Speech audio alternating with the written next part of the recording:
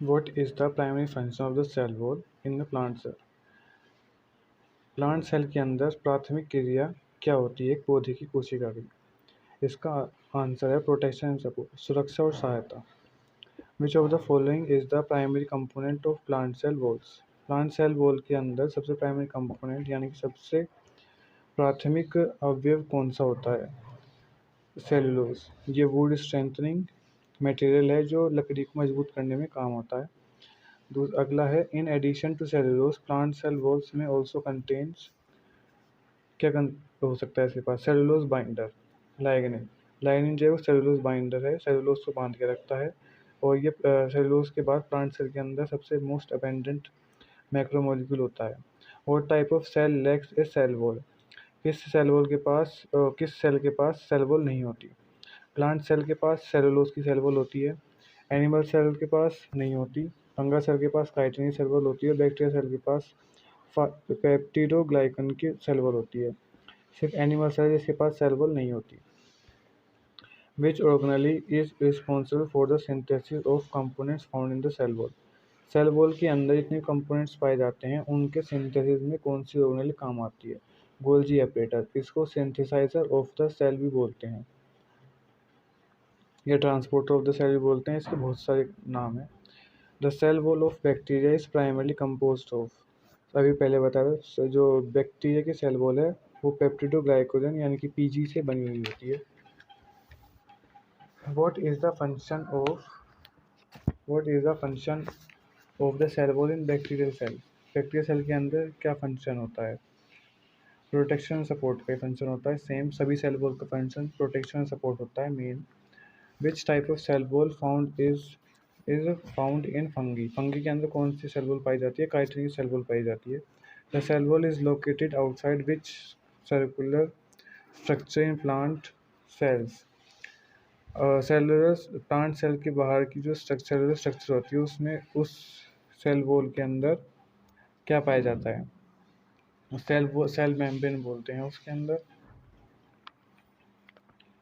Cell wall के जो नीचे और सेलुलर स्ट्रक्चर जो अंदर होते हैं उसके ऊपर साइटोप्लाज्म को कवर करते हुए कौन सी स्ट्रक्चर होती है प्लांट सेल के अंदर? सेल मेम्ब्रेन होती है, ये बाइलेयर होती है। Which of the following is a secondary most function of the plant cell wall? Plant cell के अंदर सबसे सेकेंडरी फंक्शन क्या होता है? प्लांट सेल के अंदर सबसे फंक्शन होता है गैस सेल एक्सचेंज का। ये गैस एक्सचेंज करती है, ऑक्सीजन CO2 इन सबको एक्सचेंज करने का काम होता है इसका। The middle lamella is a component of cell wall that, middle lamella cell wall का कौन सा कंपोनेंट है जो क्या करता है? Facilitate cell adhesion. Cell adhesion यानी कि सेल के अंदर बॉन्डिंग्स और ब्रेकिंग को ये रेगुलेट करता है। What is the primary function of plasma membrane in a cell? Cell के अंदर प्लाज्मा मेम्ब्रेन का सबसे महत्वपूर्ण फंक्शन क्या होता है? इसका होता है सिलेक्टिव परमेबिलिटी।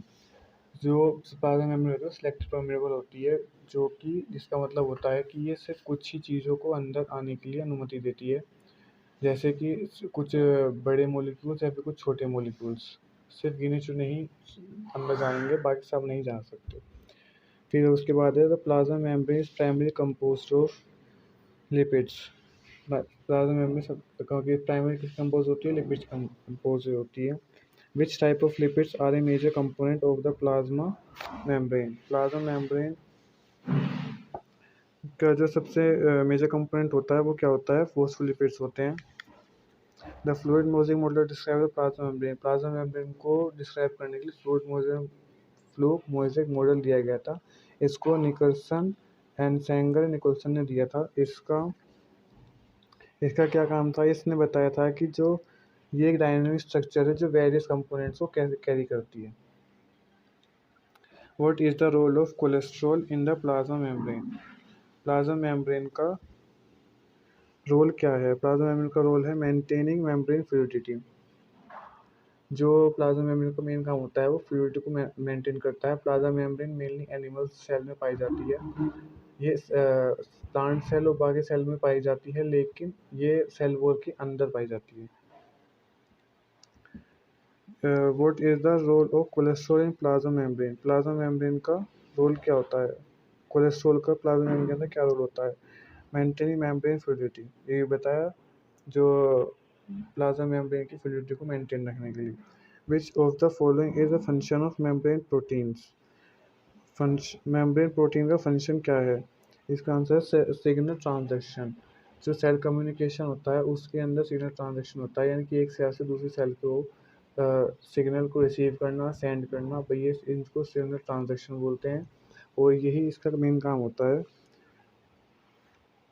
फिर है the movement of molecules from an area of high concentration to an area of low concentration without the use of energy is known as, यानी कि ऐसा molecule the movement of molecule from an area, एक molecule का movement एक area से, एक high concentration वाले area से लोअर कंसंट्रेशन वाले एरिया को जाने को बिना किसी एनर्जी के इस्तेमाल के क्या बोलते हैं? इसे एक्टिव ट्रांसपोर्ट बोलते हैं और सिंपल डिफ्यूजन बोलते हैं। इसे सिंपल डिफ्यूजन बोलते हैं। In which cellular process is the plasma membrane actively involved, plasma membrane में सेलुलर कौन सी प्रोसेस जो है एक्टिवली इन्वॉल्व होती है? इसका आंसर है एंडोसाइटोसिस। एंडोसाइटोसिस का मतलब होता है सेल के अंदर चीज़ें आना। एंडो माने इन, और इसका मतलब होता है एंडोसाइटोसिस, यानी कि सेल के अंदर इंसर्शन होना या किसी चीज़ का आना, उसे एंडोसाइटोसिस बोलते हैं। Which of the following is a type of passive transport across the plasma membrane? Passive transport plasma membrane के चारों तरफ जो पैसिव ट्रांसपोर्ट होता है उसका टाइप क्या है? इसका टाइप है पैसिव डिफ्यूजन। प्लाज्मा मेम्ब्रेन के आसपास जितना भी एक्टिव ट्रांसपोर्ट होता है वो पैसिव ट्रांसपोर्ट होता है। उसका एक सबसे अच्छा उदाहरण होता है facility diffusion. What is the function of transport protein in plasma membrane? Plasma membrane के अंदर जो प्रोटीन होता है उनका ट्रांसपोर्ट कैसे होता है? उनका फंक्शन क्या होता है? वो सिलेक्टिव परमेबिलिटी को मेंटेन रखते हैं, यानी कि सेल के अंदर सिलेक्टिव मॉलिक्यूल्स ही आएंगे। उस चीज़ को रेगुलेट करने के काम कौन करते हैं? जो प्रोटीन होते हैं प्लाज्मा मेम्ब्रेन के चारों तरफ। What is the primary function of ribosome in a cell? Cell के अंदर जो प्राइमरी फंक्शन होता है वो राइबोसोम का क्या होता है? प्रोटीन सिंथेसिस का होता है। Where are ribosome located in a eukaryotic cell during protein synthesis? जब प्रोटीन बनता है तो सेल के अंदर राइबोसोम्स कहाँ पर प्रेजेंट होते हैं? Endoplasmic reticulum. सबसे पहले जो राइबोसोम होते हैं वे प्रोटीन कहाँ से होते हैं? वे न्यूक्लियस में होते हैं। आरएनए न्यूक्लियस में होता है, जहाँ उसके बाद राइबोसोम जो स्ट्रक्चर होती है वो एंडोप्लाज्मिक रेटिकुलम पे होती है, जो RER बोलते हैं, रफ एंडोप्लाज्मिक रेटिकुलम। लेकिन वहाँ पर ये इनएक्टिव मोड में प्रेजेंट होते हैं। साइटोप्लाज्म में जाकर ही एक्टिव हो जाते हैं और वहाँ पर जाकर ये प्रोटीन सिंथेसिस करते हैं। तो एक्टिवली कहाँ पर प्रेजेंट होते हैं? साइटोप्लाज्म के अंदर प्रेजेंट होते हैं। राइबोसोम आर कंपोज, राइबोसोम जो किससे कंपोज होते हैं? RNA और प्रोटीन के बने होते हैं। What is the role of RNA ribosome RNA ribosome? Ribosome के अंदर RNA का क्या रोल होता है? ये इसका काम होता है providing structure support to the ribosome. ये राइबोसोम को स्ट्रक्चर सपोर्ट प्रोवाइड करता है, एक बेस प्रोवाइड करता है, एक प्लेटफॉर्म प्रोवाइड करता है, जहाँ जिसको बेस मानकर जो RNA है वो अपने आप को सिंथेसाइज करता है, प्रोटीन को बनाता है। Which organelle in eukaryotic cell is responsible for the synthesis of ribosomal RNA? Ribosomal RNA की कौन सी ऑर्गेनेली जो है वो यूकैरियोटिक सेल के अंदर कौन सी ऑर्गेनेली है जो रिस्पॉन्सिबल है किसके लिए? सिंथेसिस के लिए। राइबोसोमल RNA की सिंथेसिस के लिए रिस्पॉन्सिबल है न्यूक्लियस के अंदर ही राइबोसोमल RNA का सिंथेसिस होता है। The two subunits of a ribosome are composed of, ribosome की दो सब यूनिट जो हैं वो किसकी बनी हुई होती हैं? स्मॉल और लार्ज RNA मॉलिक्यूल्स। इससे एक बड़ा एक छोटा RNA मॉलिक्यूल होते हैं, उनसे पढ़ा होगा 70S यूनिट और 80S यूनिट। इसमें से 80S यूनिट जो होती है वो यूकेरियोट्स के अंदर पाई जाती है और 70S यूनिट होती है वो पाई जाती है उसके अंदर 70S और 80S दोनों पाई जाती हैं यूकेरियोट्स के अंदर, और प्रोकैरियोट्स के अंदर पाई जाती हैं 70S। और जो 70S होती है उसमें हम जानते हैं 30S और 50S का कॉम्बिनेशन होता है। तो उसी को ही उसमें ही 30S जो वो स्मॉल मॉलिक्यूल है और जो 50S है वो लार्ज मॉलिक्यूल है। अब है अगला, in prokaryotic cells where are ribosome found, ribosome कहाँ पाए जाते हैं प्रोकैरियोटिक सेल के में, साइटोप्लाज्म में पाए जाते हैं। Same. What is the function of tRNA, transfer RNA in protein synthesis, tRNA का प्रोटीन सिंथेसिस में क्या रोल होता है, carrying amino acid to the ribosome, amino acid का कैरी करता है राइबोसोम के लिए ताकि उनकी बाइंडिंग हो सके।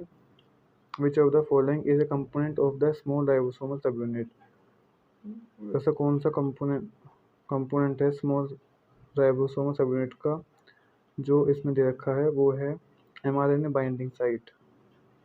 What is the primary function of the large ribosomal सब यूनिट, लार्ज राइबोसोमल सब यूनिट जो है प्रोटीन सिंथेसिस के अंदर उसका प्राइमरी फंक्शन होता है परफॉर्मिंग पेप्टाइड बॉन्ड, ये प्रोटीन के पेप्टाइड बॉन्ड को बनाती है। What is the primary function of the endoplasmic reticulum, endoplasmic reticulum का सबसे प्राइमरी फंक्शन क्या होता है, प्रोटीन सिंथेसिस। एंडोप्लाज्मिक रेटिकुलम का प्राइमरी फंक्शन क्या होता है, प्रोटीन सिंथेसिस होता है। Which of the following is a characteristic feature of the rough endoplasmic reticulum, ये इसका कैरेक्टरिस्टिक फीचर होता है कि राइबोसोम, इसके सरफेस पे राइबोसोम प्रेजेंट होते हैं। द स्मूथ एंडोप्लाज्मिक रेटिकुलम का क्या क्या होता है, उसके अंदर लिपिड सिंथेसिस होता है और डीटॉक्सिफिकेशन होता है। Which organelle is physically continuous with the nuclear envelope and plays a role in synthesis of lipids and protein? Protein और लिपिड्स के सिंथेसिस में सबसे ज़्यादा न्यूक्लियर एनवेलप में और प्रोटीन और लिपिड के सिंथेसिस और न्यूक्लियर एनवेलप में सबसे ज़्यादा फिजिकली रोल प्ले करने वाली ऑर्गेनेल कौन सी होती है, वो है endoplasmic reticulum. The rough endoplasmic reticulum is prominent in cells that are actively involved in protein secretion